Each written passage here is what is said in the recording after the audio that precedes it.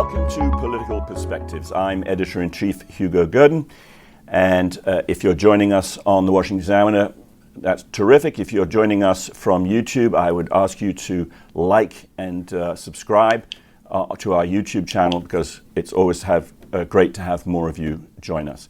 I'm joined today by Byron York, our Chief Political Correspondent.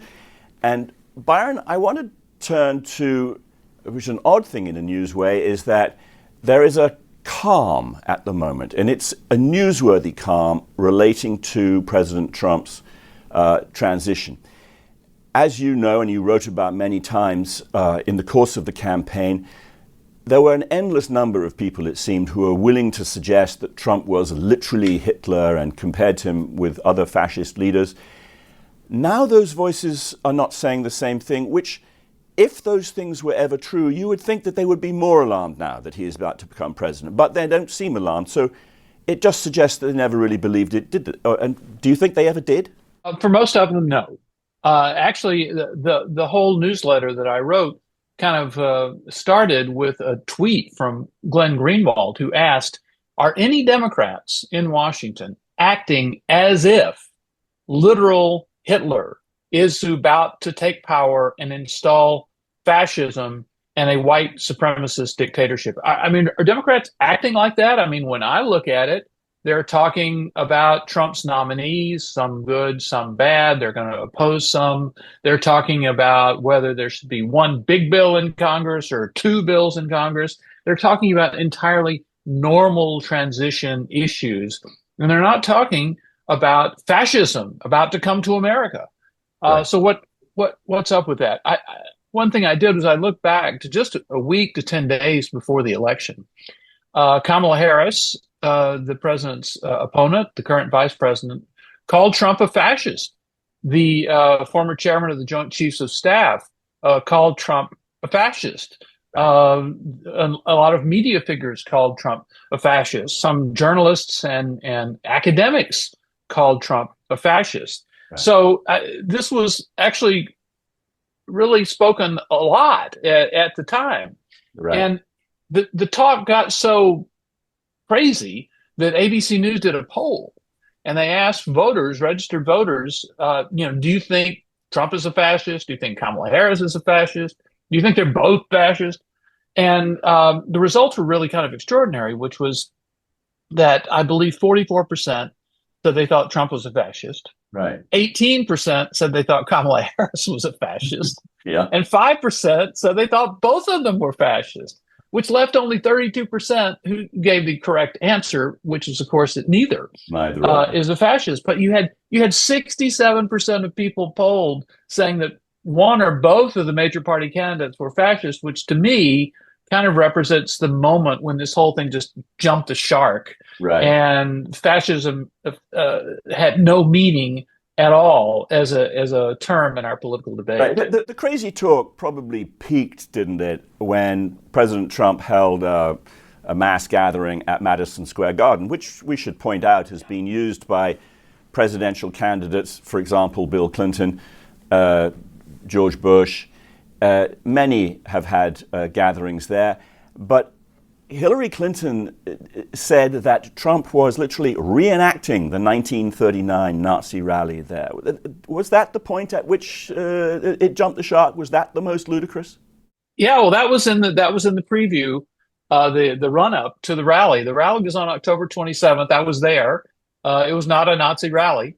And in the time that I'm talking about, in which Kamala Harris called Trump a fascist, all these other people did, ABC did the polls, they're all within 3 or 4 days of this rally, in the run-up to the rally on October the 27th.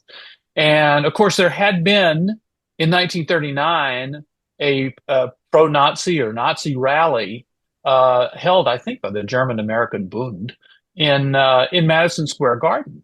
Mm-hmm. And so this gave all of the people in the resistance a handy image to use, that Trump would be staging his own Nazi rally in Madison Square Garden. And the fact that Hillary Clinton, a former First Lady, former Secretary of State, Democratic presidential candidate in 2016 would say that was really pretty extraordinary. But yeah, this is all part of that fascism jump the shark moment. Right. Well, so now you see members of the resistance, both those who acknowledge that that's what they are and those who don't, changing their tune, as we say. I mean, you a few weeks ago, directly after the election, you saw Joe Scarborough and Mika Brzezinski, for example, head down to Mar-a-Lago. Joe and I went to Mar-a-Lago to meet personally with President-elect Trump. You've also just saw in the last couple of days Mark Zuckerberg, head of Meta, saying that things went wrong with Facebook's monitoring and suppressing of some stories. After Trump first got elected in 2016, the legacy media wrote nonstop about how misinformation was a threat to democracy. We tried in good faith to address those concerns without becoming the arbiters of truth. But the fact-checkers have just been too politically biased and have destroyed more trust than they've created, especially in the US. There are all sorts of signs of people trying to make sure that they don't get sideways with Trump, but it also seems to me a bit more than not trying to get sideways with Trump. It's like waking up from a fever dream, and they're trying to actually adjust themselves at least to become approximately related to reality. Wouldn't you see it that way too?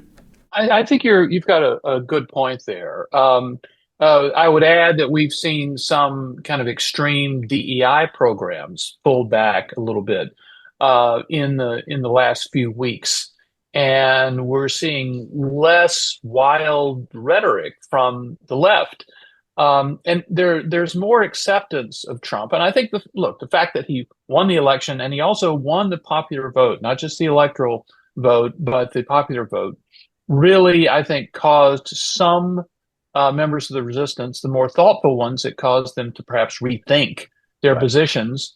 And it may just, for others, it may just be a strategic pause. I mean, I have to say, I thought before the election that if Trump won, the resistance would go absolutely crazy. And that at this point, they would be throwing their bodies in front of Trump just to stop him in any way possible from taking office. They'd use the 14th Amendment. They used whatever they could do. And that just hasn't happened at all. Right. Now, there are some Trump supporters who say, like the old cowboy movie, it's quiet, too quiet. So maybe they're out there planning their a surprise attack. But the fact is, it's been a much different transition than I would have predicted before the election. Right. Well, I entirely agree with that. Let's turn our attention to what's been uppermost in the news just in the last day or two, and that has been President-elect Trump's discussion of American interests in Greenland, in the Gulf of Mexico, which he says he wants to change to the name of to the Gulf of America. We need Greenland for national security purposes. I've been told that for a long time, long before I even ran. I mean, people have been talking about it for a long time. You have approximately 45,000 people there. People really don't even know if Denmark has any legal right to it. But if they do, they should give it up because we need it for national security. That's for the free world. So we're going to be changing the name of the Gulf of Mexico to the Gulf of America. How accurate do you see? There's been reporting that that this involves really serious threats to those places, well, to Denmark and Greenland. How much of the threat is real? How much of this is Donald Trump doing what he tends to do, which is to go to a maximalist negotiating position from which he can then make concessions? How do you read it? Well, I started laughing for a second there because, I mean, part of this is Trump trolling because, there's always, speaking of maximalist, reporters always ask the maximalist question. Like Trump says, I want to buy Greenland. And they say, well, would you use force?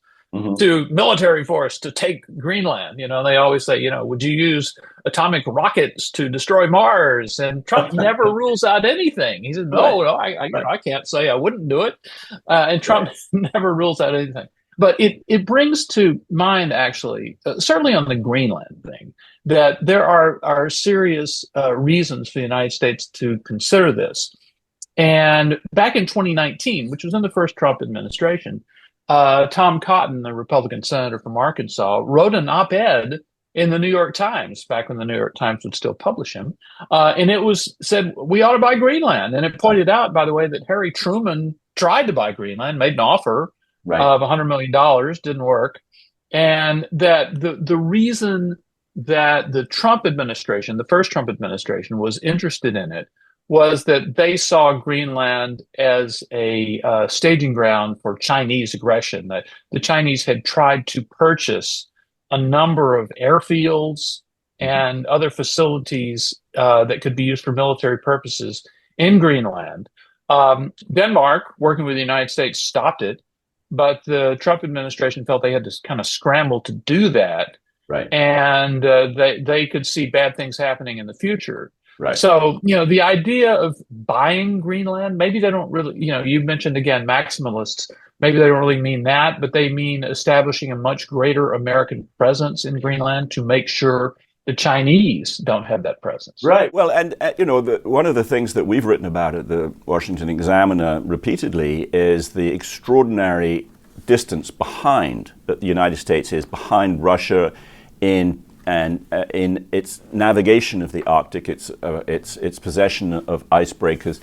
There, with global warming, the Arctic waters are more navigable now than they used to be, and this is going to be a theater of strategic rivalry. It already is a theater, and so you can understand why the administration should be thinking about how to establish American authority or control, or at least presence.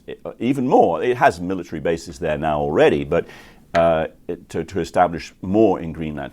But I sort of want to leave viewers with a sort of parting thought, and that is that the purchase of Greenland is not only not a ludicrous idea given the current strategy, but the United States has a history of expanding its territory through purchases.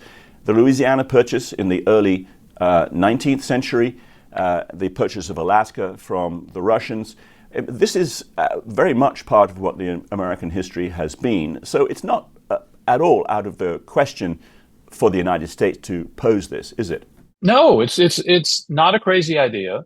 And there is a real reason to do it. Right. But as I said, I think Trump could be negotiating for a greater American role in defense over there. And when you were talking, I was thinking that Trump has been actually quite forward-looking in terms of American defense. He established the Space Force, right, which you're going to need at some time, and now he's talking about essentially expanding the American perimeter of defense. Which is not a bad idea. So it's not something to laugh at. I sometimes laugh at the way Trump manages to troll the opposition, but it's a serious idea. Yeah, it certainly is. Byron, thanks very much for joining us today. We'll be back again next week. And thank you all for joining us. As I say, great to see you at thewashingtonexaminer.com. If you're watching us on YouTube, please like and subscribe. We want a bigger group of you as possible to join us. Thanks very much indeed.